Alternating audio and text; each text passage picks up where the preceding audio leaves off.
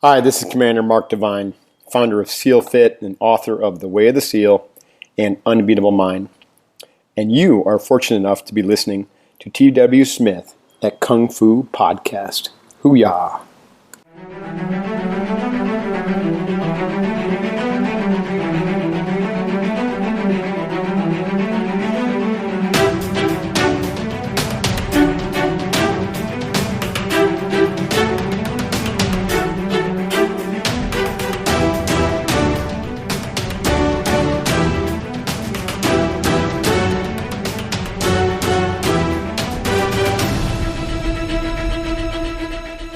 Welcome to Kung Fu Podcast, where we explore the culture, the adventure, and the impact of martial arts. I'm your host, T.W. Smith. We are in part 2 of warrior training to sportsman's training. In part 1, we had gotten into the 1920s and maybe the early 30s, where we were looking at this new breed of Chinese martial arts, urban associations. These associations had much different agendas than the urban and village type of versions of associations. It went from policing and protecting to politics and promoting. Many of these changes happened in a very concentrated window of time, which, remember, wasn't also all-encompassing either. There are those who preferred the traditional responsibilities, the traditional training and rituals. Adam Shu comes to mind. Ma Sigung Colin Ying is another one that comes to mind, and many others who held on to the heartbeat of Kung Fu, which is usually it is useful and applicable. However, as martial arts bent and twisted into modernity, there became the association for yielding.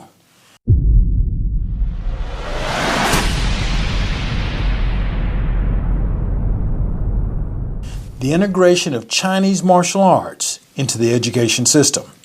This new breed of organizations I just mentioned earlier had their origins in private initiatives, much like the original secret society organizations. But now, the big government, the state, began to support martial arts in many different ways. With their own, support the state initiatives. As a result, we find efforts to integrate martial arts into the educational system. As we know, during these late 20s and early 30s, China wasn't the only place that this was beginning to happen. As early as January 1st, 1915, the former president, Yuan Shikai, in his Guidelines for Education, spoke in support of traditional Chinese martial arts. Later that year, just 4 years after the Qing dynasty has fallen, at a national educational conference, the members supported the establishment of traditional martial arts as an integral part of sports lessons at schools and universities. Once Chinese martial arts is in the school, they fall under the purview of different organizations and government, right? There are going to be new bureaucratic influences and requirements. Beyond the practical training of martial arts, you, the teacher, must tell stories about the famous fighters in Chinese history.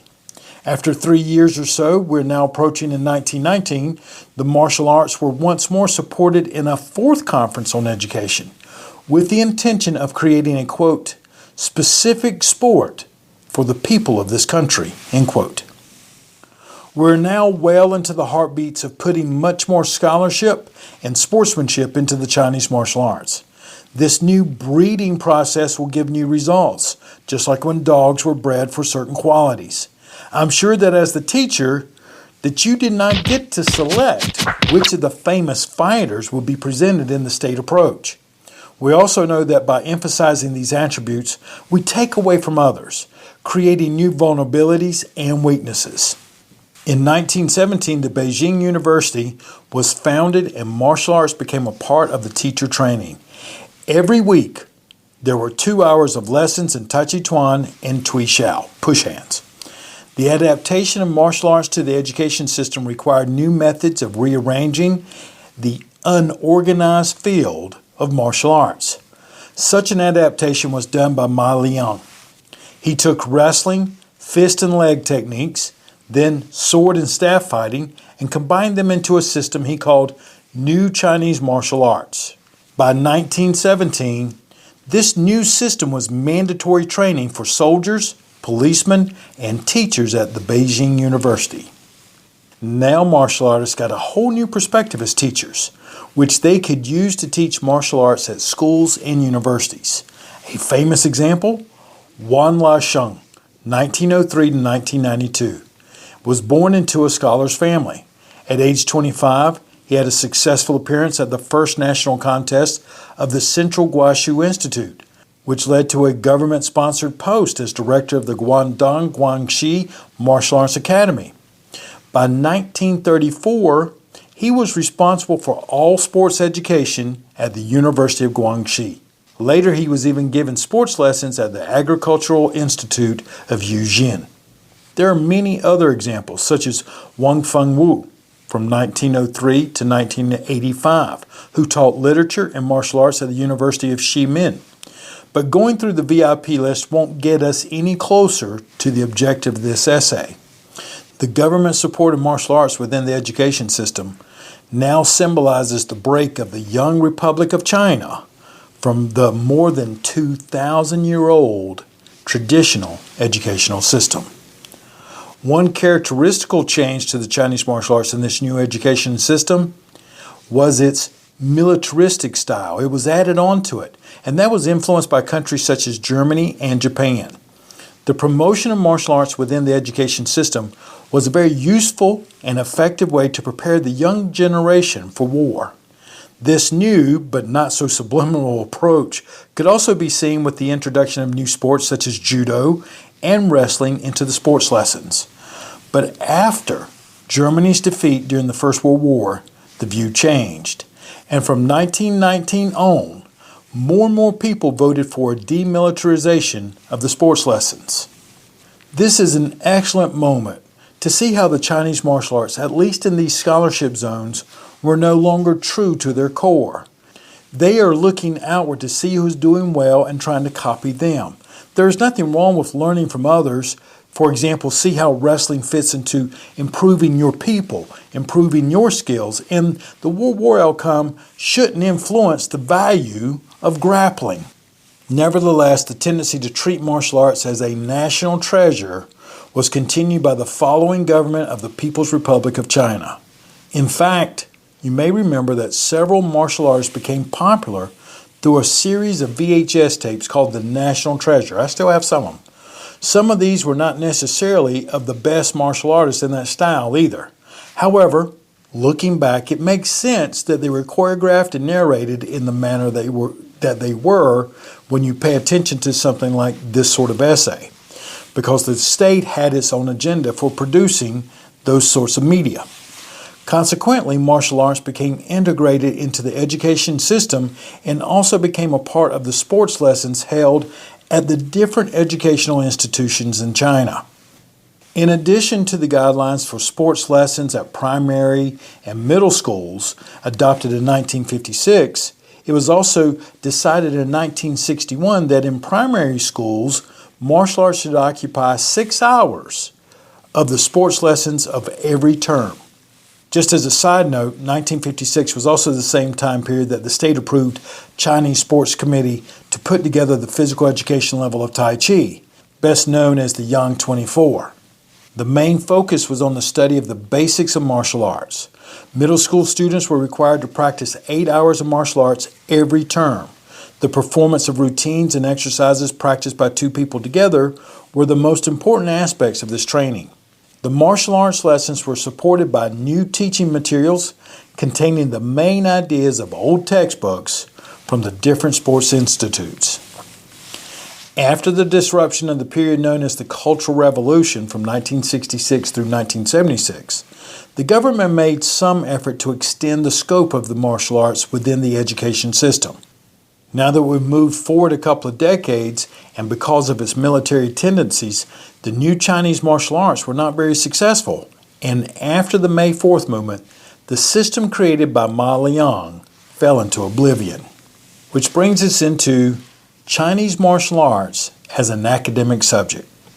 After the standardization at the Beijing Institute of Sports in 1983, other departments added the study of martial arts into their curriculum, such as sports institutes in Shanghai, Wuhan, and Chengdu. At the same time, new degree programs were designed, which not only contained sports studies, but also the theory, history, and philosophy of martial arts.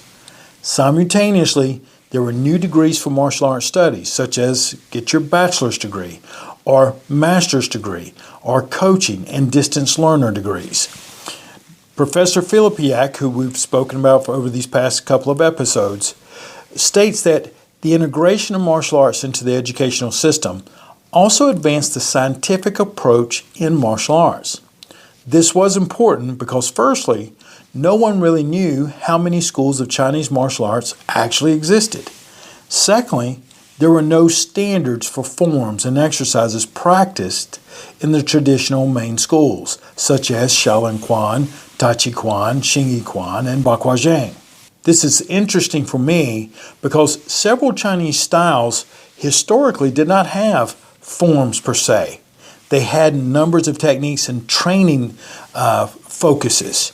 The practitioner would learn to put together things in, for example, a short battle sequence. Then he would work on the execution and the tempo of that sequence, just like a fighter might. For example, let's just pose the question. Which standard form did Mike Tyson use?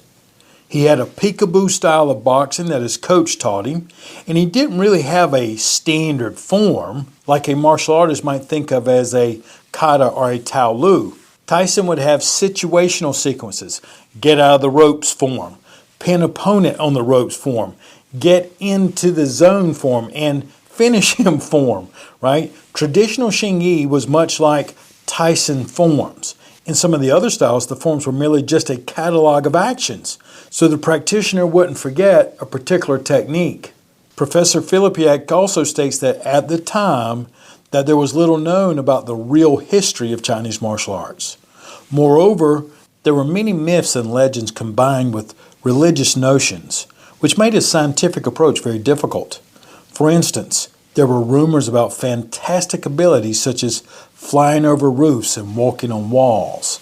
Some claimed to have information about techniques used by occult masters that would cause the victim to die a long and painful death after several days. Others told stories about secret weapons, and the participants of the unsuccessful Boxer Uprising of 1900 to 1901 believed that certain exercises could make them bulletproof. Now, this topic of myth and legend removal is a good one. For many, these should be eliminated from the martial arts. Just focus on the mechanics and the objectives. But that doesn't even work in healthcare or military. When someone is really sick, the doctor will inevitably ask the family, is she a fighter? If we are focused on only the tangibles, what does her beliefs have anything to do with it? Or, before a battle, the officers will assess the spirit of the men. What you believe matters, especially when it comes to intense situations or conflict. How you go about, for example, believing in yourself can vary a great deal from culture to culture or from time period to time period. But it's not important to me to eliminate those types of things, just recognize them. If we are hell-bent on eliminating them because they are bad per se or delusional per se, and that's how we define them on the outside, then let's eliminate them everywhere. All religion is a notion anyway, by definition, right? Because religion is based on faith, which means there is no scientific evidence of the gods or gods that you recognize. Just because we pray 1 or 7 times a day doesn't make it so. And that religious notion doesn't make you bulletproof or give you passage to a so-called heaven. Or does it? Does going through the ritual of praying, gratitude before dinner, give you a sense of community, make you strive to be a better person? Why would believing that you, for example, might be bulletproof, even at the moment of the greatest risk that you're going to take, for example, facing your mortality, be a bad thing if it makes you do it with all the spirit necessary to reach your objective? To me, the religion, the legends, the myths of all the stories are meant to be part of the culture and part of the experience, a part of the time, and serve as a messenger, not just mechanics. Filipiak continues in saying that oral and secret transfer of knowledge about martial arts also makes it difficult to start a scientific discussion about martial arts. But, let's not forget that in most traditional cases, it wasn't about like trying to be 007 secret. Most of the best fighters could not read or write anyway. What does that leave if you can't read or write, right? That's how I learned the long staff. A Chinese man occasionally barking Chinese at me, demonstrating technique, and then whacking me with a stick for applicational reasons and slapping my hand as he said boo. Well, I quickly learned what boo meant. It meant no. And a little whelp helped, put concrete evidence that it was wrong. He never wrote anything down for me. But it wasn't secret either. Plenty of people watched me sweating my ass off as I continued to get whacked with that stick. Granted, there are these, if you want to call them secret things that you might teach to appropriate students or more advanced things, and as well during a dynamic time of governments hunting people down who were teaching martial arts, there was also a personal safety reason involved. Nothing like getting your head whacked off for teaching martial arts somewhere. As we go back to Filipiak's essay, some schools had traditional guides containing illustrated postures and techniques described with short commentaries. These materials were generally not made public, except for some military handbooks published during the Ming Dynasty, which was 1368 through 1644. There were only a few resources providing information about the technical aspects and the historical development of Chinese martial arts. This situation changed at the beginning of the 20th century when some people began to do research on martial arts. As a result, many new books were published. Most of the authors were martial arts masters who wrote textbooks to give beginners an introduction in different martial arts schools. Professor Filipiak also gives an example, The Study of Bakwa Zhang, written by Sun Lutang in 1917.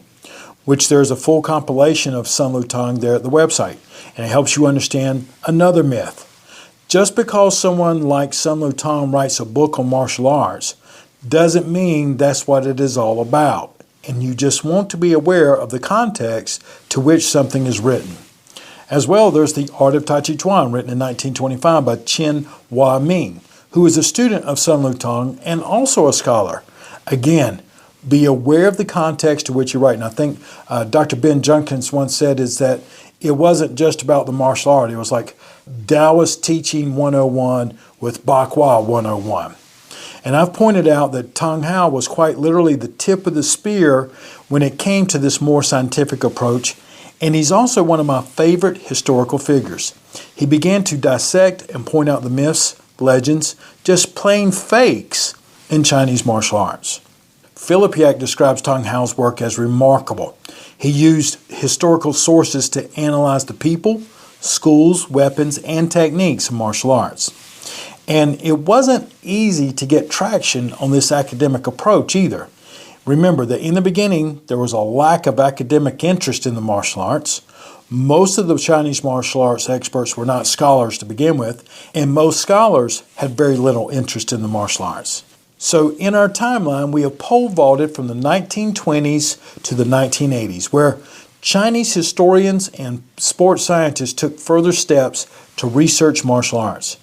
It could be that the success of martial arts movies made in Hong Kong resulted in a return of academic interest in martial arts in mainland China. In 1985, Shi Yuntai published the first history of Chinese martial arts, which starts with the Qin Dynasty up through the 1980s. Other studies followed, but now the academic interest turned to other aspects of martial arts. And this is where that creeping line of definition starts to move again. The academic interest began to also include problems concerning the cultural dimension of Chinese martial arts in relationship to questions about its philosophical and religious background. A good example of this is the study about the culture of martial arts published by Kwang Wan-nan in 1990. These different new approaches were based on the view that traditional Chinese martial arts were a phenomenon of high complexity that demands an interdisciplinary approach. So if I understand this correctly, Philosophy and religious research is going to be included, but myths and legends are going to be eliminated. Which brings us from art form to sport. Professor Filipiak summarizes, the process of how martial arts adapted to modernity becomes clear when we look at its practical and technical aspects. The adaptation process resulted from the clash of Western and Eastern cultures caused by the violent invasion of Western powers into China. Apart from the fact that it brought negative effects to the Chinese economy and political stability, many Chinese people became fascinated by the new Western culture. There was a large interest in learning more about sports such as track and field, rowing, swimming, ball games, and other competitions. Compared to these kinds of sports, with their rules, celebrations, champions, martial arts seem to be a relic of old imperial China, only there for its nostalgic value. Adding to the disadvantage of martial arts, public opinion changed after the First World War. The change is clearly reflected by the Chinese media. An analysis of articles in the Chinese daily newspaper Shenbao, which was founded in 1872, showed that public interests were shifting. Like most media, they were out to make money. They have sponsors that pay attention to circulation and what is happening out in the world and what sells a magazine or a newspaper. They focus primarily on what sells. If you follow the traction, here's what sells, and here's what they were writing about. In the year 1919, there were 23 articles on martial arts, 7 on Western sports. In 1922, there were 22 articles on martial arts, and then 34 on Western sports. That is a 500% increase. In 1926, there are only 9 martial arts articles written and 73 written on Western sports. By 1927, 1 year later, there were 0 articles written on Chinese martial arts in a Chinese newspaper. The public opinions and interest into the Chinese martial arts changed immensely from 1919 to 1927. Like I said, you went from 23 articles on martial arts in 1919 to 0 by 1927. You went from 7 articles written on Western sports in 1919 to 73 by 1926. These are public indicators that the militarism of the Chinese martial arts had lost its attraction. Besides the 2 big events, the 1923 National Martial Arts Meeting and the foundation of the Center for National Martial Arts in 1923, it was nearly an entire downward spin during the 1920s. No longer were martial arts supported to keep the younger generation mentally and physically fit for war. In fact, there were many recommendations that military elements be removed from sports lessons. During the same time, martial arts lost government support, dropping it far from public visibility. The state is very good about making sure you pay attention to what they want you to pay attention to. Which brings us to the section of where traditional Chinese martial arts is on life support. Fortunately, there were a few passionate people who helped to keep the tradition alive with the intent of continuing the history of Chinese martial arts. But it was very clear that the old system needed to change. It was time to adapt martial arts to the needs of the modern society, to find new forms for its practice and presentation. In the process, the original militaristic and combative aspects of martial arts began to be overshadowed by the trend toward development into a sport. This trend was evident simply in terminology. Terms such as physical education and sport were introduced into the Chinese language. Consider that. The phrases sport and physical education did not even enter the Chinese language until the 1920s. The European term physical education was born in 1748.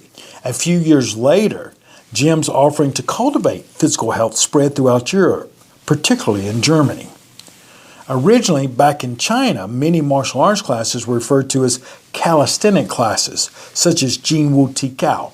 However, in 1923, as we were just talking about with the newspaper there, as public opinion was changing, they experienced a policy change. Calisthenics class now became sports class. Your martial arts Teacher Sifu became coach. This really symbolizes the powerful influence of Westernization on Chinese exercise culture and terminology. Another step in this direction was undertaken by Yang Chengfu, who lived from 1883 to 1936. He was a teacher of the third generation of the Yang Tai Chi Chuan. He developed a new version of the Yang Tai Chi Chuan called the Big Form, which was adapted as an existing demand for health exercise. So within, Yang Chengfu changed the original high jumps, stamp kicks, and other difficult movements in order to make it more of a physical education set. Which leads us to the section that I call Face Off. You probably remember there was a movie with John Travolta and Nicolas Cage where one takes one face off and puts it on a different body. Well, in this case, they're taking the face of imperialistic physical education and trying to put it on traditional Chinese martial arts. Even in the movie, the characters were having a very difficult time in the context of being who they were in the new environment with this face, because they were expected to be one thing, but they were in a whole different set of situations. Filipiak writes that although the adaptation process of martial arts to modernity was successful, we have to recognize that this struggle for survival also caused a deep break with the traditional past of martial arts. As a result, what you'll find are new trends that change the face of martial arts, such as the reduction in complexity, accompanying its transformation into sport. This is the time period that it became necessary to create standards for the training and examination of Chinese martial arts lessons, limiting the number of forms and reducing the number of technical elements. In this context, the examinations of the National Center for Martial Arts only contain certain forms and weapons of the popular schools of martial arts. It was not allowed to practice with rare weapons or to use rare forms.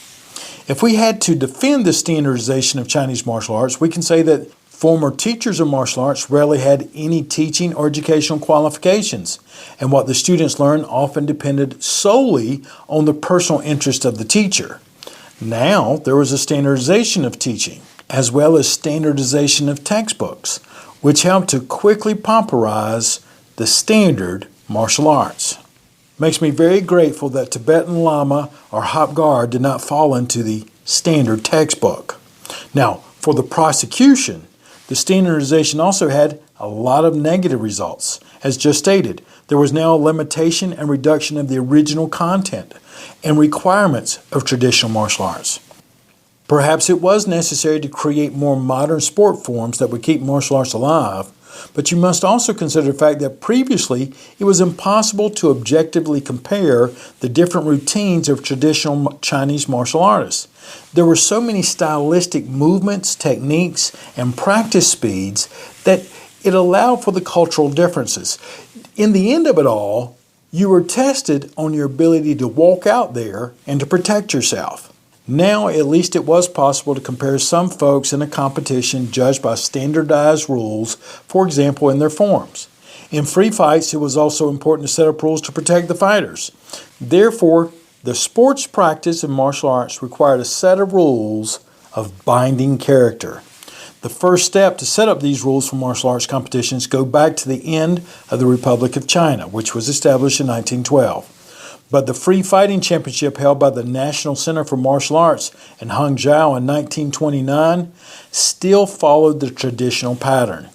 The two opponents had to fight on a high platform. There were no limitations, such as age or weight.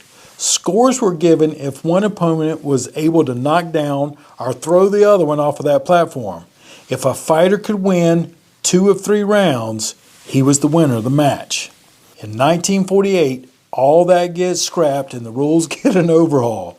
The Committee for the 7th National Sports Competition created a more regulated way of competing, as the following outline of martial arts regulation will demonstrate. Here are some of the highlights of the 1948 announcement to changing the rules. So instead of throwing people off of a tall platform, we were now going to have scores based on good or bad performances in boxing or weapon competition. There will be one routine allowed for each performance.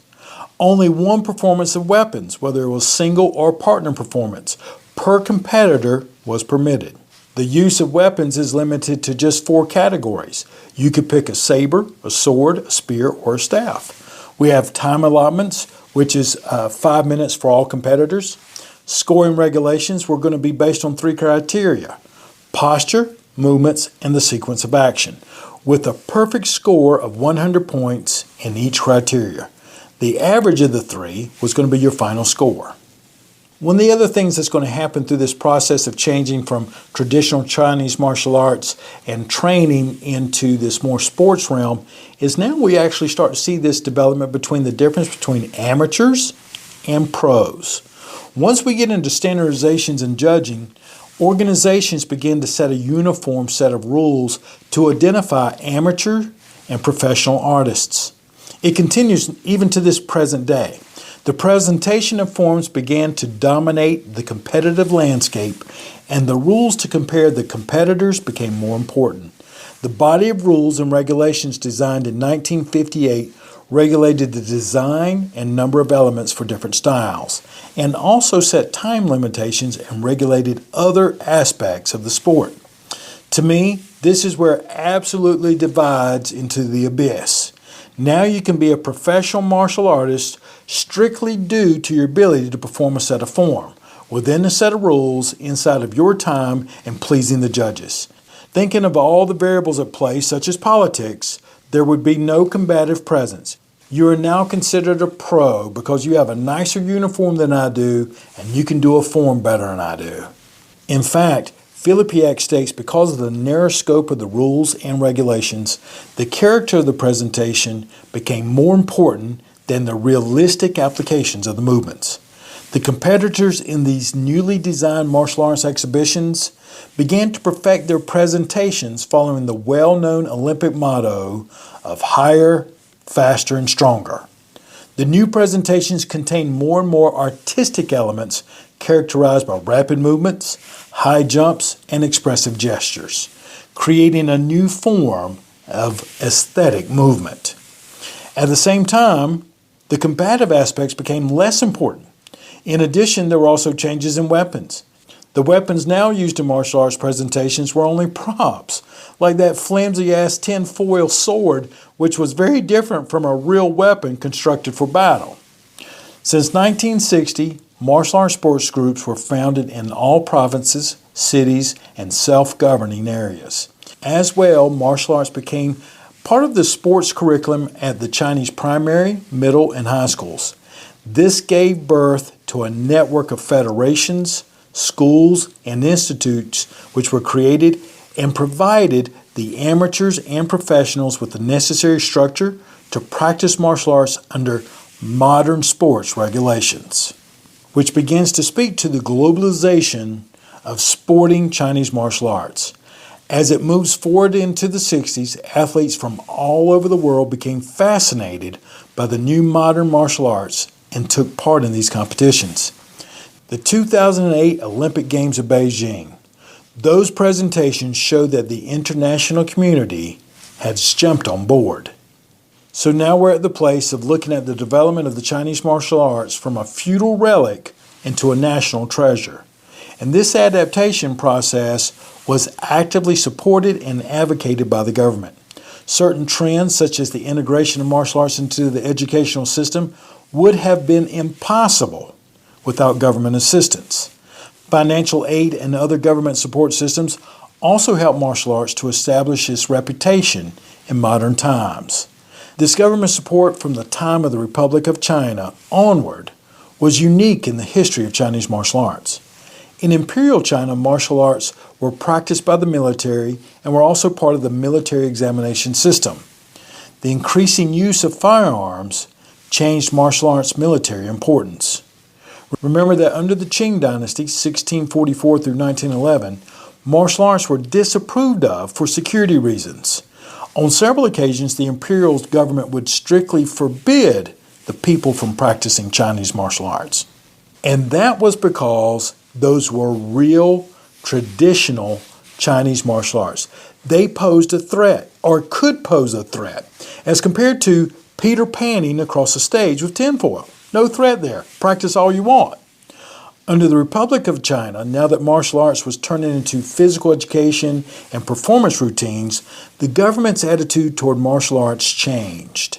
Now martial arts became accepted as a national treasure. The founding of the Center for National Martial Arts in 1928 also shows and demonstrates that the government appreciated the cultural value of martial arts and promoted it through state support. The term martial arts, wushu, changed to national martial arts, guoshu. It is argued that this was to lay emphasis on the importance of martial arts as a national treasure and to commit the government to this project. Unlike the private martial arts organizations, the Center for National Martial Arts was subordinate to the control of the Ministry for Science and Education. The Chinese government supported the center to an amount of 4,000 yuan per month.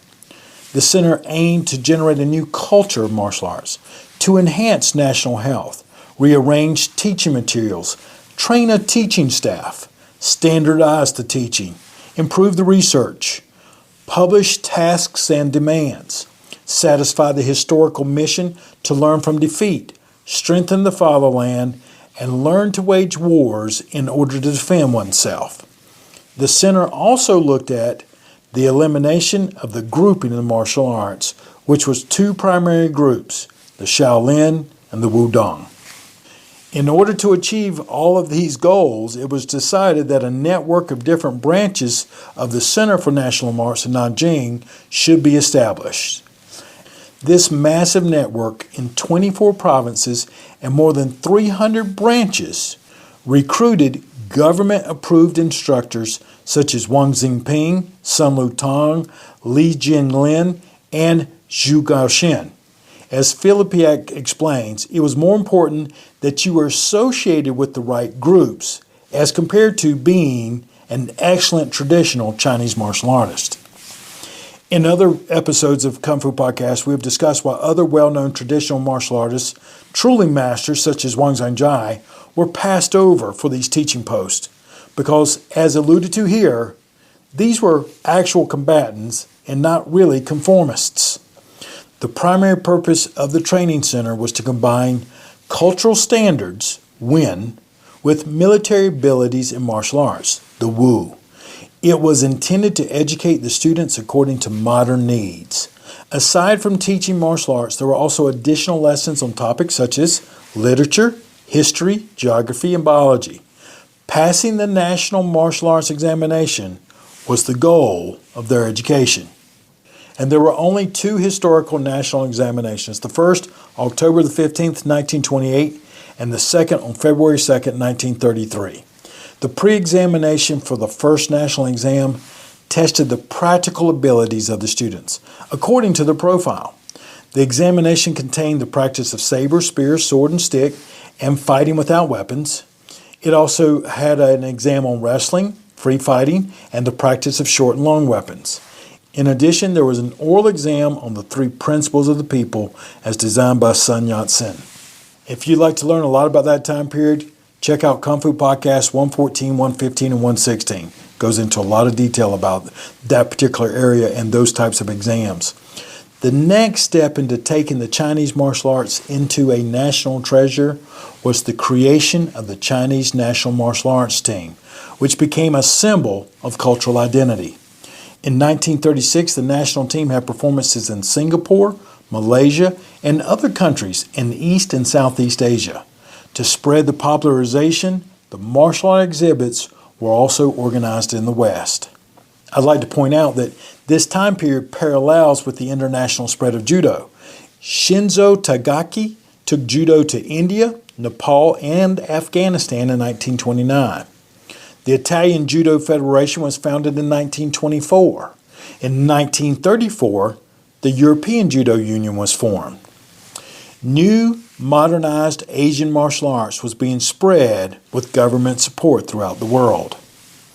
Back in Germany in 1936 at the Olympic Games, there was a Chinese martial arts exhibit. The same year, another exhibit in Frankfurt in the presence of more than 1,000 spectators, which was also successful.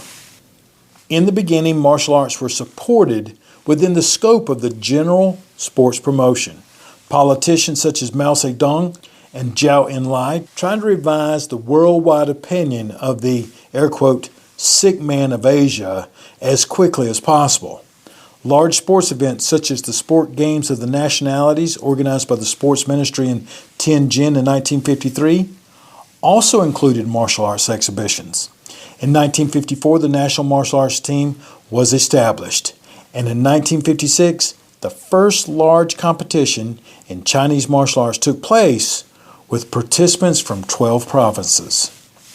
The government not only provided financial aid and other forms of assistance, but also had an influence on the essential content of the traditional Chinese martial arts.